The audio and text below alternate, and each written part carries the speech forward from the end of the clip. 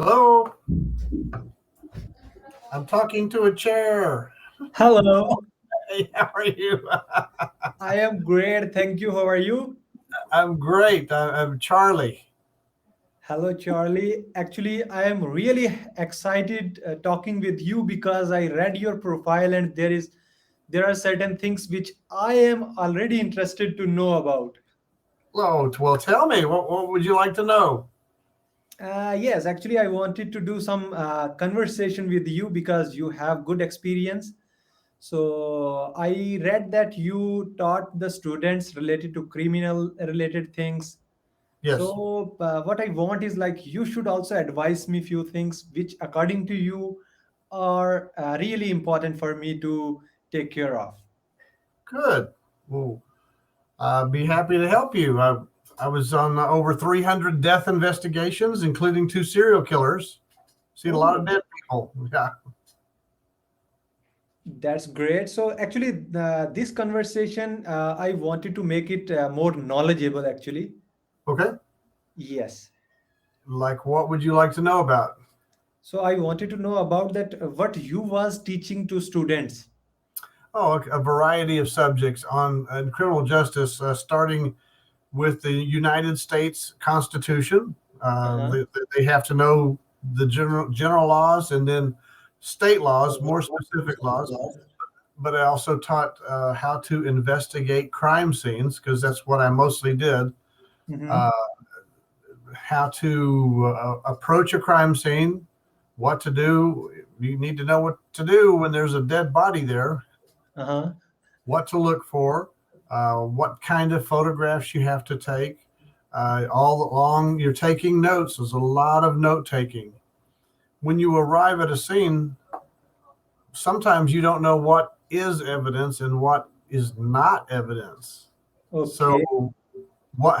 How do you know how much to collect? You Yes, don't. You yes, don't. that is important. Of course, when someone is doing some investigation, so of course there are a lot of clues over there which we need to immediately collect. Yes, and there are two sciences where sometimes you destroy evidence to find evidence. And one of them is archaeology, because when Uh-huh. you're digging, oh, you just broke some artifact that you didn't know, but you were digging, you didn't see it. And crime scene investigation, because you may be walking and stepping on a piece of evidence and you don't even know it.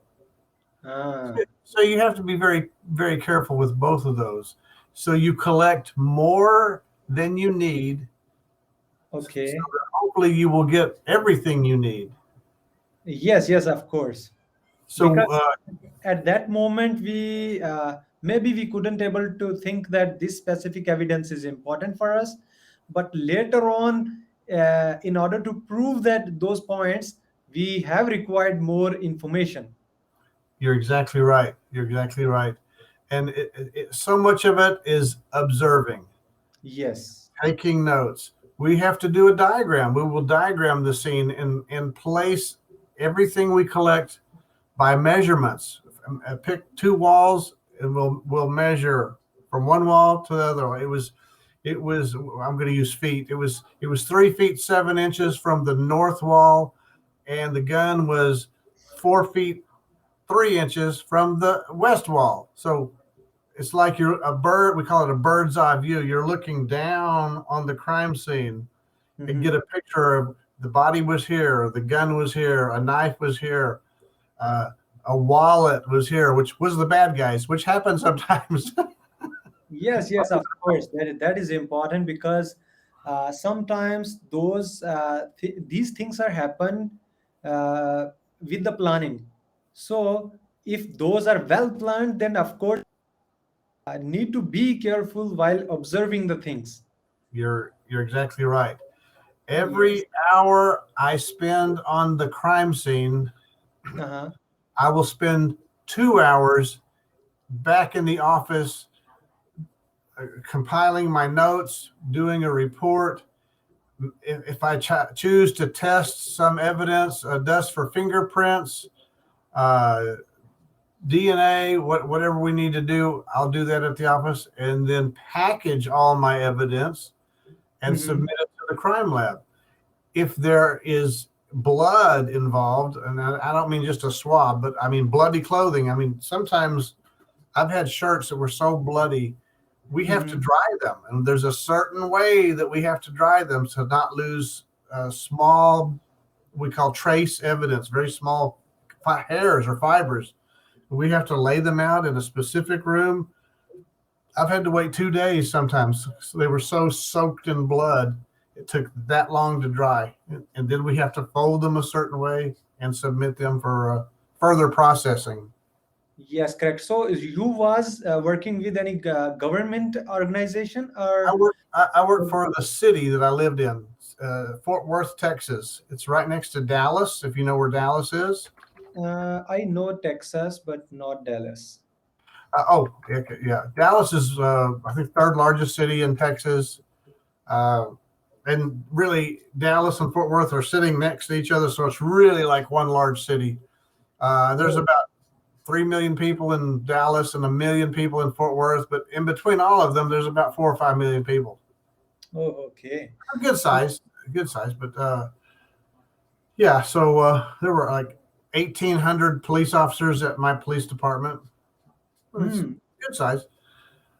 So I worked all over the city, and if you saw a TV show called CSI, CSI, I crime, heard about crime this scene name. investigation. Yeah, I'm sure you've seen other TV shows like that's what I did.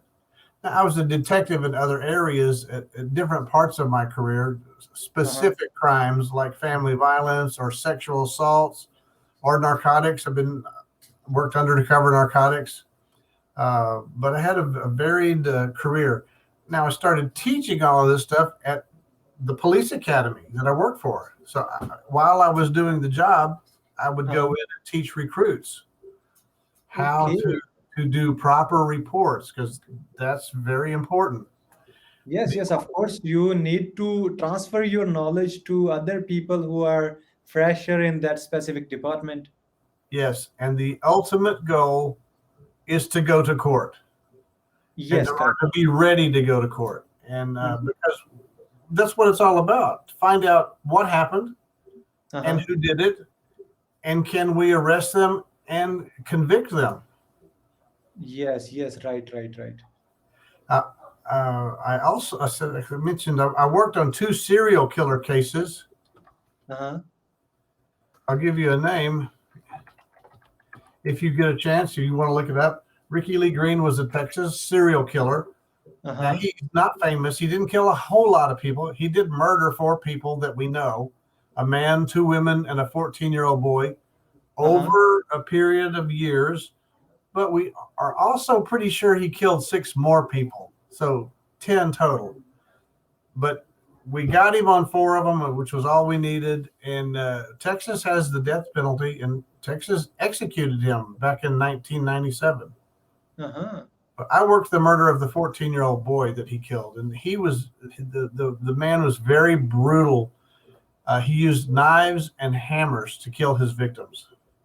So currently this person is in jail. He is arrested. No, Texas executed him. Texas killed him. Okay, you mean that government taken the action that they need to kill immediately? Not immediately. It always takes about 10 years on of appeals, a minimum, sometimes longer. Yes, yes. Okay. Yeah. About half of the states have the death penalty. Not Uh-huh. all of them use it, but even our federal government has a death penalty. It's not used often, but they have used it. Okay. I don't know if you remember Timothy McVeigh. He blew up the federal building in Oklahoma City Mm-hmm. back in the 90s. He killed 168 people. Uh-huh. The government tried and convicted him and put him to death. Okay. So one thing I wanted to know about is like the while investigating. So I mean that at a point of time when have you realized that uh, the specific person who is killing someone, so he's frustrated doing this by frustration, or in most of the cases you solve this problem by thinking like that guy who is doing murder or something like that, so he is guided by someone else. That's an interesting question. Most people just say, "What's going on? Is there something wrong with their head? Why do they kill?" Yes. Uh, I've never put myself in their position to think like a killer. I've never done that. I know I've seen some TV shows where they actually go and lay down where the victim was. I know I've never done that. It is always a good time, a good thing to go to the crime scene and not just rely on pictures. Now we take great pictures. It's Yes, yes, still not the same as being there. yes, yes, yes. And I was able to help solve a very critical crime when I was in sex crimes. It was the worst sexual assault of an adult that I ever worked. It was brutal, and I almost didn't go to the scene. But when I went to the scene, I realized so many things that you just can't get from the pictures, and we were able to find out who did it. Yeah. So, Yeah. so finally, you mean that there is a kind of mindset which they are using, right? Yeah. People ask me all the time, why do they do this? Is there some, we want to understand why they do it.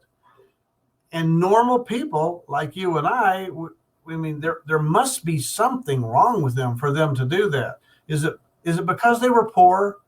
Is Yes. it because there's maybe something wrong in their brain? Maybe. Were they abused as children? That one comes up a lot. They're or they were raised in a very rich family and could do whatever they wanted to do. Well, the criminal profilers interview these guys in prison, Yeah. and they ask them. They've got a series of questions. Why? And the big one is, why did you do this? You're not gonna like the answer. I'll tell you that right now. Yes. The Yes. answer they almost always give is because I wanted to. It's Yeah. about freedom of choice. They wanted to do that. Yes, some terrible things happened to them in their childhood. But guess what? There's a lot of people who are abused as children that do not become killers. It's a choice. Choice. Yes. There are very few people that there is something, obviously there is such a thing as psychosis, you know, but a lot of people who are psychotic, most people who are psychotic are not violent. There are some, very few, thank goodness. Uh-huh. But we don't want to just pass out an excuse uh, for why they did something. There's an international sign of guilt that we talk about as police officers and investigators. An international sign of guilt. Do you know what it is? Uh-huh. When they run away from committing the crime, they don't want to get caught. They knew the difference between right and wrong. Yeah. When you were a young boy, if your mother made something, a dessert or something, and she said, wait, we're going to have this later, and she leaves the room, and you look over there, and when she comes back in the room, international sign of guilt. You didn't want to get it caught. You Yeah. knew Yeah. the difference. She told you not to. You chose to do that. Correct. Correct. Correct. And most killers choose to do that. So you mean that when they get that kind of opportunity, so they just take it and execute their process. Sometimes it's random opportunity. Sometimes they plan it long in advance. Yeah. And Yes. those are the most dangerous kinds of killers. Yes. Yes. Yes. Because they also get paid for that, Yes. Yes. and accordingly they do the planning. Well, we're almost out of time. I appreciate Yes. you calling me. I'll be happy to send you my schedule if you'd like to talk again. Yes. Sure. Sure. Thank you so much because this information really adds some value to me because call you are one of the experienced person. Well, if you call me back, I'll tell you about the time I was shot. Yes, sure.